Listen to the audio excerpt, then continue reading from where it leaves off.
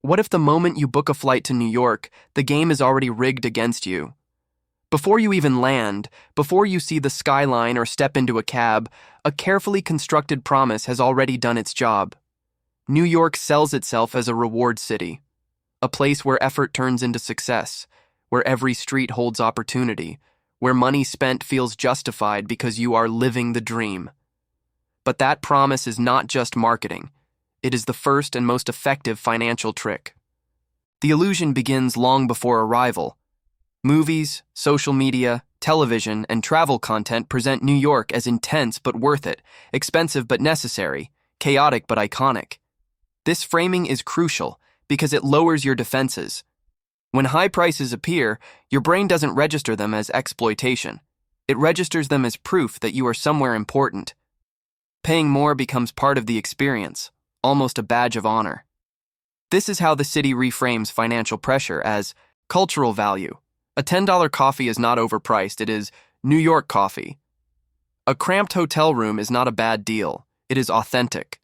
A confusing subway payment is not inefficiency, it is part of the charm.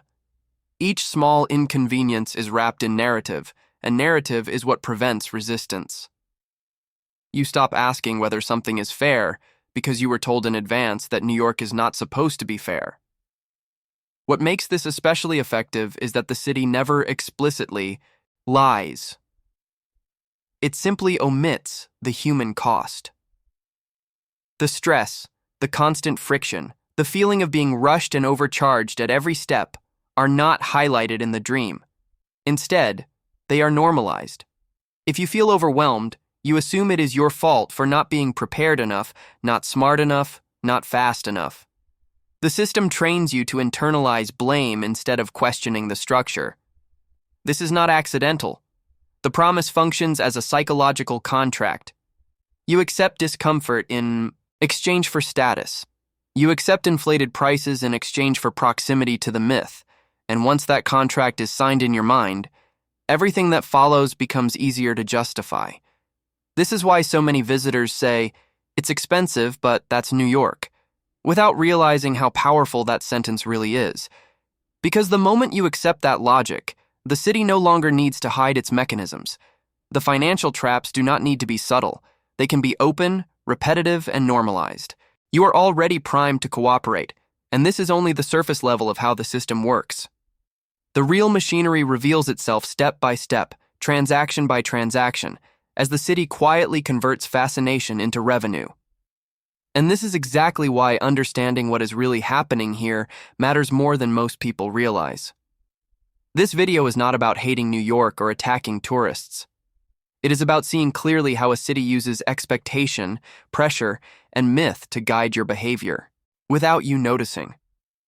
Once you understand these mechanisms, you stop blaming yourself for feeling exhausted, confused, or financially drained, and you start recognizing the system that was designed to work this way. If this opening already made you rethink the idea of New York as a normal, expensive city, take a moment to engage with this content.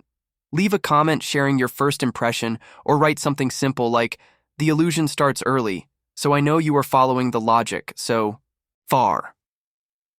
Liking this video helps this analysis reach people who are still trapped in the same narrative, and subscribing ensures you do not miss the next parts where the real tricks become impossible to ignore. Because what we just uncovered is only the psychological setup. The next step is where the visitor stops being a guest and quietly becomes a target. And that transition happens faster than most people expect. The moment you arrive, something subtle but decisive shifts. You are no longer a visitor being welcomed into the city. You are a moving opportunity. New York does not need to announce this transformation out loud because the environment does the work for it. Prices, signs, cues, tone of service, and even body language all quietly adjust to one assumption: you do not belong here, and because you do not belong, you are easier to extract value from. This is where the tourist stops being a person and becomes a temporary revenue stream. Unlike residents, tourists are predictable. They are time-constrained, emotionally charged, unfamiliar with local rules, and driven by fear of missing out. That combination makes them ideal targets. Every decision feels urgent. Every choice feels irreversible. When you believe you only have a few days, you stop comparing options. You stop resisting small losses.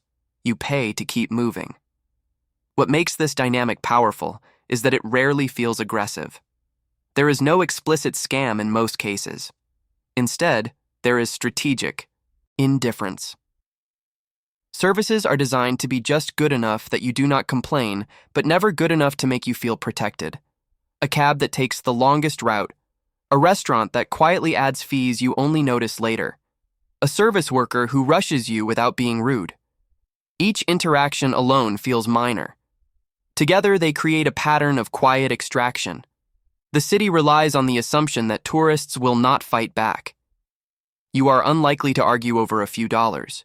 You are unlikely to file a complaint you will never follow up on. You are unlikely to return to demand accountability.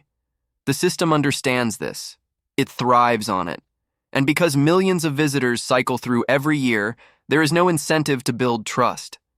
There is only incentive to maximize turnover. Around this point, many people experience a strange emotional shift. The excitement fades faster than expected. The city feels colder, louder, less magical. But instead of questioning the environment, most tourists question themselves. They assume they planned poorly. They assume they are doing New York wrong. This self-doubt is essential. It keeps the mechanism invisible. A city that convinces you the problem is you never has to explain itself. This is also where the contrast between image and reality becomes impossible to ignore. The same streets that looked cinematic online now feel transactional. Smiles feel rehearsed. Help feels conditional. Time feels monetized. And yet, the narrative pressure continues. You tell yourself this is what authenticity looks like. You tell yourself this is just how big cities are. Normalization sets in. But here is the reviravolta most people miss. This system was not built only for tourists. Tourists are simply the easiest entry point. The same logic, once perfected on visitors, slowly expands outward. It reshapes neighborhoods, services, and priorities. What begins as exploitation of outsiders eventually defines how the city treats everyone. And that leads directly to the next layer of the story, where the cost stops being obvious money and starts becoming something far more invasive. At this stage, the extraction no longer feels dramatic. It feels ordinary. And that is precisely the danger. New York does not empty wallets through one shocking expense. It drains them through accumulation. A city engineered around constant, low-level financial friction, where every basic action carries a small toll. Not enough to stop you, just enough to wear you down. This is where the idea of the city that charges you to breathe becomes real. A fee to sit, a surcharge to pay, a convenience tax for moving faster, a premium for not being confused. None of these costs are framed as exploitation. They are framed as efficiency, access, or necessity. You are not being robbed, you are being processed. Transportation is the first lesson. The complexity of payment systems, the lack of clear guidance, the subtle penalties for mistakes all push visitors toward the most expensive options. When confusion rises, price resistance drops. You pay more simply to avoid friction. The city understands this psychology perfectly. Complexity is not a flaw here. It is a feature. Food follows the same pattern. Menus are intentionally dense. Prices are abstracted. Taxes and mandatory add-ons appear late in the process. By the time you realize what you are paying, you are already emotionally committed. Walking away feels like losing time, losing status, losing the moment. So you stay. You pay, you move on. What is rarely discussed is the cognitive cost of this environment. The constant need to calculate, decide, and adapt creates decision fatigue. Your mental energy is consumed by logistics, and when mental energy drops, critical thinking drops with it. This is where the system becomes self-reinforcing. A tired mind does not question small losses. It accepts them as inevitable. This environment trains behavior quickly. You stop expecting fairness. You stop expecting clarity. You stop expecting rest. You adapt to being slightly uncomfortable at all times. And that adaptation feels like maturity, like resilience. like becoming a real New Yorker, even if you are just passing through. Here is the reviravolta most people never connect. This structure does not exist because New York is busy. It exists because busyness is profitable. When speed is worshipped, reflection disappears. When urgency dominates, accountability fades. The city becomes a machine that rewards motion, not well-being.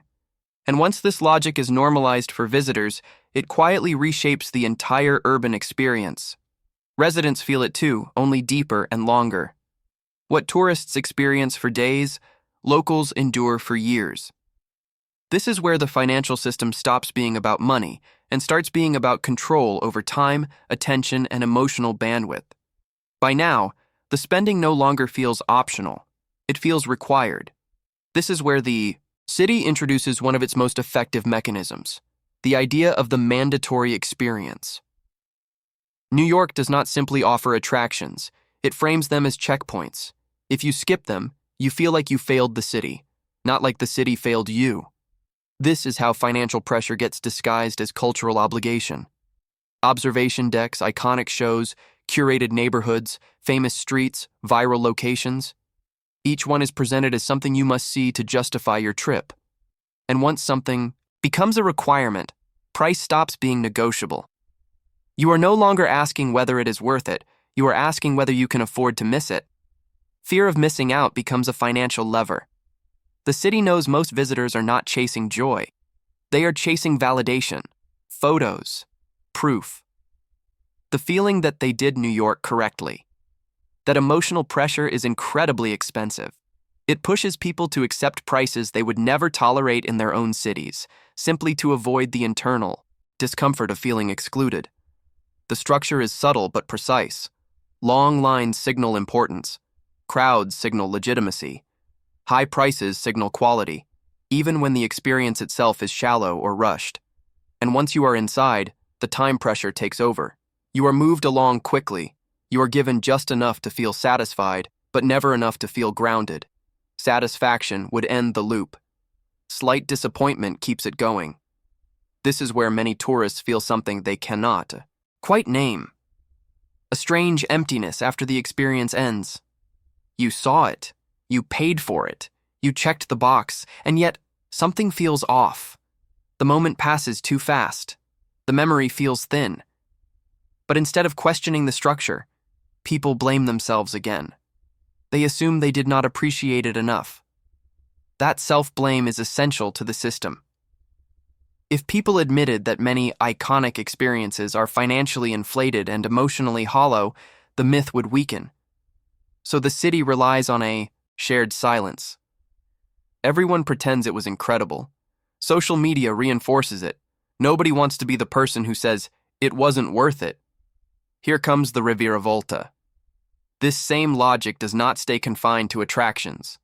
It spreads into daily life. Cafes become experiences. Stores become destinations. Ordinary services are rebranded as moments. Everything is framed as special, so everything becomes expensive. When every action is an event, every event demands a premium. And this is where the line between tourism and survival begins to blur. Because the systems built to extract from visitors slowly become the system's residents are forced to live inside. What starts as entertainment pricing turns into lifestyle pricing. The city stops distinguishing between those who are passing through and those who are trying to stay. The next layer exposes how even the most basic necessities are engineered to feel like traps rather than support systems, especially for anyone who does not know the hidden rules. This is the point where the city stops pretending to be complicated by accident. Basic services in New York are not merely expensive or inefficient. They are designed as labyrinths. Transportation, food, lodging, even simple conveniences operate through layers of rules that outsiders do not know and are never clearly explained. And when rules are unclear, penalties become profitable. Take movement through the city. Routes are fragmented. Options overlap. Signage assumes prior knowledge. When you hesitate, the system nudges you toward the fastest and most expensive solution. A car instead of public transit. A ride app instead of figuring out the subway. a premium ticket instead of waiting. Confusion creates urgency, and urgency eliminates price sensitivity. You are not choosing the best option. You are choosing the least stressful one. Food operates under the same logic. Portions, pricing, tipping expectations, service charges, and add-ons are rarely transparent, upfront. The process is intentionally backloaded. By the time the final number appears, the social pressure to comply is already locked in. Walking away feels awkward.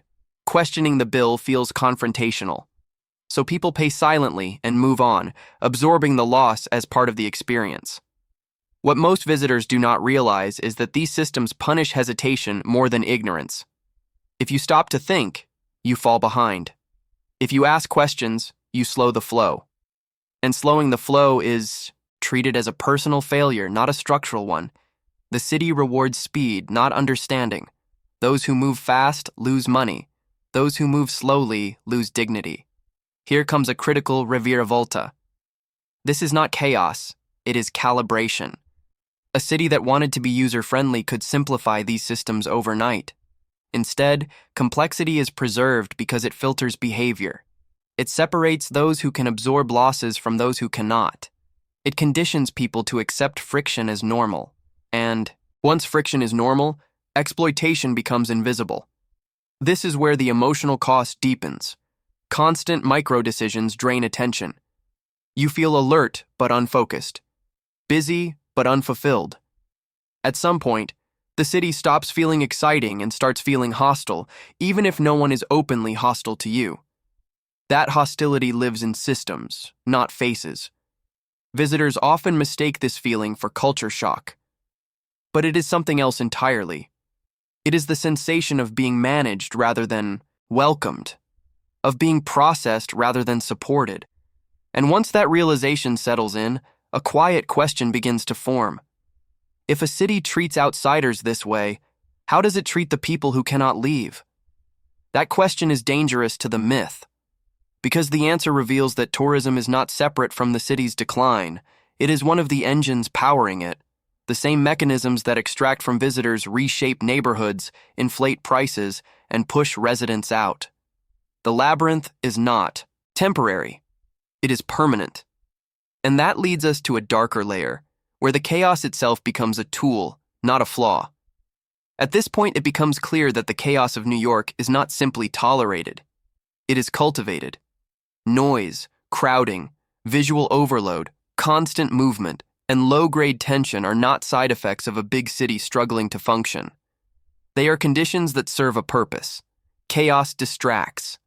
And a distracted mind does not analyze, resist, or slow down. This is why the city feels permanently overstimulating. Screens flash everywhere. Sirens never fully stop. Crowds compress personal space. Schedules are tight. Everything competes for attention at once. In this environment, the brain shifts into survival mode. You focus on getting through the moment rather than understanding the system around you. And when survival mode takes over, financial awareness fades into the background. This is one of the most sophisticated tricks at play. When you are overloaded, you stop, tracking small losses. $5 here, 10 there, an unexpected fee, a rushed decision. Individually, these moments feel insignificant, but the city counts on accumulation. It knows that exhaustion makes people generous with their own money, simply to regain a sense of control or comfort. Here comes a reviravolta that most visitors never consciously register. The chaos also reshapes social behavior. People become shorter, colder, less patient. Not because they are bad, but because the environment trains them to conserve emotional energy. This creates a feedback loop. The city feels hostile, so you move faster. Moving faster makes you spend more. Spending more reinforces the system that maintains the chaos. What is especially effective is how this atmosphere reframes exploitation as normal urban toughness. If you struggle, you are told you are not built for the city. If you complain, you are told this is just how New York works. The city positions itself as a test of character. Enduring discomfort becomes a form of identity. And once discomfort becomes identity, Questioning it feels like weakness. This is where many tourists start defending the city against their own experiences. They minimize frustration. They rationalize stress. They protect the myth because admitting the truth would mean admitting they paid to be overwhelmed. Silence becomes easier than honesty. And silence is exactly what the system needs. But this environment does more than drain visitors. It sets the emotional tone for everyone inside it. Residents live in the same overstimulation, only without an end date. What tourists experience as temporary intensity becomes permanent pressure for those who stay. Over time, the city stops feeling like a place and starts feeling like a mechanism that never shuts off. And when a city becomes a machine that runs on exhaustion, the next question is inevitable. Who benefits from keeping it this way? And who is quietly being pushed out as a result? This is where the picture widens and the illusion becomes harder to defend. Tourism in New York is often described as harmless, even beneficial, a source of energy, a source of money, a way to keep the city alive. But beneath that surface narrative sits a more uncomfortable reality. Tourism does not simply coexist with urban decline. In many ways, it helps finance and accelerate it. The money flowing from visitors does not stabilize daily life for ordinary residents. It stabilizes appearances. It keeps certain zones polished while others decay quietly. Areas designed for tourists receive attention, services, and protection. Areas meant for living receive pressure. Rents rise. Small businesses disappear. Neighborhoods lose their internal logic and become stages rather than communities. Here comes the reviravolta most people miss. Tourism revenue allows the city to delay structural reform. Instead of fixing housing, transportation, or social services at the root, the system patches problems with external money. Visitors temporarily subsidize dysfunction. As long as tourists keep coming, the urgency to make the city livable for residents fades. This creates a distorted incentive structure. A city that depends on visitors has less reason to prioritize those who live there. Residents become background noise. Their complaints are manageable because they are dispersed and long-term. Tourists, on the other hand, are immediate revenue. They are loud, visible, and profitable. Over time, policy, infrastructure, and space quietly shift to favor the temporary over the permanent. This is how displacement becomes normalized. Long-time residents are not expelled overnight. They are priced out slowly, first through rent increases, then through the disappearance of essential services, then through the emotional erosion of belonging. At some point, staying becomes irrational. Leaving feels like the only sane option. And when they go, the city rarely notices. The flow of visitors covers the absence. What makes this especially disturbing is how invisible it feels to outsiders. Tourists see a vibrant city. Crowds, lights, movement. They do not see the hollowing beneath. They do not see the families relocating farther away each year. They do not see workers commuting longer distances because living near their jobs is no longer possible. The city looks alive precisely because its core is being emptied. There is also a psychological layer here. Tourism reframes suffering as spectacle. Neighborhoods become gritty. Struggle becomes authentic. Decline becomes aesthetic. This language sanitizes exclusion. It turns real human loss into a backdrop for experience. And once suffering becomes scenery, empathy fades. At this point, a quiet question starts forming for anyone paying attention. If a city can survive by exploiting those who pass through and discard those who stay, what kind of future does it actually have? That question forces us to look beyond New York itself, toward historical parallels that reveal how this pattern ends when no one is willing to admit it is happening. History shows that cities rarely disappear in a single moment. They fade. They hollow out. They continue functioning on the surface long after their core has failed.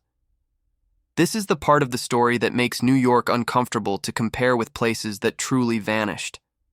Because the pattern is never dramatic at first. It is administrative, economic, and psychological. Across history, cities and towns that collapsed did not begin with ruins. They began with imbalance. Places that depended too heavily on external flows, trade routes, pilgrimage traffic, seasonal visitors, or single industries slowly lost their ability to sustain everyday life for residents. When outsiders stopped coming, there was nothing underneath to hold the structure together. What makes New York different is scale, not logic. Instead of pilgrims or caravans, it depends on tourists, investors, and symbolic relevance. Instead of temples or ports, it relies on airports, entertainment districts, and global attention. The mechanics are modern, but the vulnerability is ancient. Here comes the reviravolta that history keeps repeating. Decline is often invisible to those inside it. As long as some money is flowing, as long as streets are crowded, as long as noise exists, people assume the city is alive. But noise is not health. Movement is not stability. A system can appear vibrant while becoming structurally weaker every year. Historical cities that vanished often shared one trait. They prioritized extraction over sustainability. They took from visitors, traders, or elites without reinvesting in livability. Over time, residents left. Skills disappeared. Local knowledge faded. The city became dependent on an image of itself rather than its function. When the image cracked, collapse followed quickly. The unsettling parallel is not that New York will vanish tomorrow. It is that it is following the early stages of the same arc. Dependence on constant inflow, neglect of daily life, rising costs that filter out anyone without excess resources, a shrinking base of people who actually know how the city works beyond consumption. There is also a cultural warning here. Cities that collapse rarely admit they are declining. They double down on myth. They celebrate their past louder. They market harder. They deny harder. And the louder the myth, the deeper the instability beneath it. This is why comparing New York to disappeared cities matters. Not as a prediction, but as a mirror. It shows what happens when a place confuses being visited with being lived in, when it confuses attention with resilience, when it mistakes constant movement for long-term survival. And that realization leads to the most uncomfortable layer of all. The reason this pattern continues is not ignorance. It is collective refusal to say out loud what is already being felt. This stage, the most powerful force keeping the system alive is not money, tourism, or infrastructure. It is denial. Not denial in the dramatic sense, but a quiet, collective agreement to stop naming what is happening. In New York, this silence is cultural. It is social. And it is deeply enforced. Nobody admits the city is becoming unlivable. They say it is challenging, intense, or not for everyone. These words soften reality. They transform structural failure into personal preference. If you struggle, the problem is framed as incompatibility, not exploitation. This language protects the city from accountability while isolating individuals in their discomfort. Here comes a critical reviravolta. Many people do see the cracks. They feel the stress, the financial squeeze, the emotional fatigue, but admitting it out loud threatens identity. For residents, acknowledging decline can feel like admitting defeat after years of sacrifice. For tourists, it can feel like admitting they were manipulated. For institutions, it threatens the brand. So silence becomes safer than truth. This is how normalization works. The absurd becomes routine. Long commutes are worn like badges of honor. Exhaustion becomes proof of ambition. Overpaying becomes a sign that you belong. When suffering is reframed as status, complaining feels shameful. The city does not need to censor anyone. People censor themselves. Social pressure reinforces this loop.